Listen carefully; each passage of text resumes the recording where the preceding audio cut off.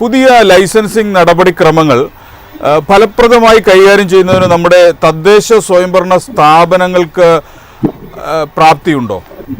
നമ്മുടെ വ്യവസായങ്ങളുടെ ലൈസൻസിംഗ് നടപടിക്രമങ്ങളിൽ നിന്ന് പൂർണ്ണമായിട്ടും പഞ്ചായത്തിൽ ഒഴിവാക്കേണ്ട കാലം കഴിഞ്ഞിരിക്കുകയാണ്. കാരണം പഞ്ചായത്ത് സിസ്റ്റത്തില് അല്ലെ പഞ്ചായത്തിന്റെ ഉദ്യോഗസ്ഥ സംവിധാനത്തിന് ഒരു വ്യവസായത്തിന് വിലയിരുത്തുന്നതിനും അതിന്റെ പ്രോജക്ട് റിപ്പോർട്ട് ഇവാലുവേറ്റ് ചെയ്യുന്നതിനും ഉള്ള എക്സ്പെർട്ടൻസി ഉള്ള ആളുകളല്ല അവിടെ ഉള്ളത്. അവിടെയുള്ള ആളുകൾ ആ തദ്ദേശ സ്വയംഭരണ സ്ഥാപനത്തിന്റെ പ്ലാൻ ഫണ്ട് വിനിയോഗത്തിലും അതുപോലെ തന്നെ അതിന്റെ പദ്ധതി രൂപീകരണത്തിലും ഒക്കെ ആയിട്ട് അതിന് എക്സ്പെർട്ടൻസ് ഉണ്ട്. അവർക്ക് എക്സ്പെർട്ടൻസ് ഉള്ള മേഖലയിൽ അവർ വളരെ കൃത്യമായിട്ട് അവർ ഇടപെടുന്നുണ്ട്.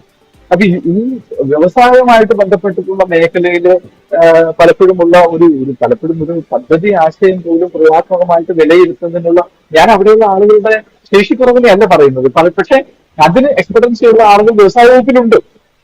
അപ്പൊ ആ ഡിപ്പാർട്ട്മെന്റിനെ കൂടുതൽ വിശ്വാസത്തിൽ എടുത്തുകൊണ്ട് ഇപ്പോൾ അതൊരു ഫെസിലിറ്റേറ്റിംഗ് എന്നുള്ള നിലയിൽ നിന്ന് മാറിയിട്ട് അതിനെ ഒരു നമ്മുടെ വ്യവസായ വകുപ്പിന്റെ പ്രത്യേകിച്ചും അതിന് നമ്മുടെ ബ്ലോക്ക് തലം തൊട്ട് മുകളിലേക്കെല്ലാം അതിന് ജീവനക്കാരുണ്ട്. അവരെ പ്രയോജനപ്പെടുത്തിക്കൊണ്ട് ഈ ലൈസൻസിംഗ് സമ്പ്രദായത്തെ കുറച്ചുകൂടി ഈസി ആക്കാൻ കഴിഞ്ഞാൽ അത് കേരളത്തിൽ വലിയ മാറ്റം ഉണ്ടാക്കും. കാരണം ഈ പഞ്ചായത്ത് തദ്ദേശ സ്വയംഭരണ സ്ഥാപനങ്ങൾ, പഞ്ചായത്ത് മാത്രമല്ല മുനിസിപ്പാലിറ്റി, കോർപ്പറേഷൻ, ഇവരും ഈ സംരംഭകരുമായിട്ടാണ് ഏറ്റവും കൂടുതൽ കലഹങ്ങൾ കേരളത്തിൽ ഉണ്ടായിട്ടുള്ളത് മുൻകാലങ്ങളിൽ. പലപ്പോഴും നമുക്കറിയാം സ്റ്റെപ്പിന്റെ ഉയരം പോരാ, അല്ലെങ്കിൽ കെട്ടിടത്തിന്റെ മേൽക്കൂരയുടെ ഉയരം പോരാ, അതുപോലെ തന്നെ ബാത്റൂമിൽ ഇത്ര വിസ്താരം പോരാ, ഇങ്ങനെയുള്ള കാര്യങ്ങൾ നിസ്സാര കാര്യങ്ങളൊക്കെ പറഞ്ഞ് പലപ്പോഴും മുടക്കി സൂചിച്ചിട്ടുള്ളതൊക്കെ നമ്മൾ കണ്ടിട്ടുള്ളതാണ്. പക്ഷെ ഇന്ന് ആ കാലഘട്ടമൊക്കെ മാറി.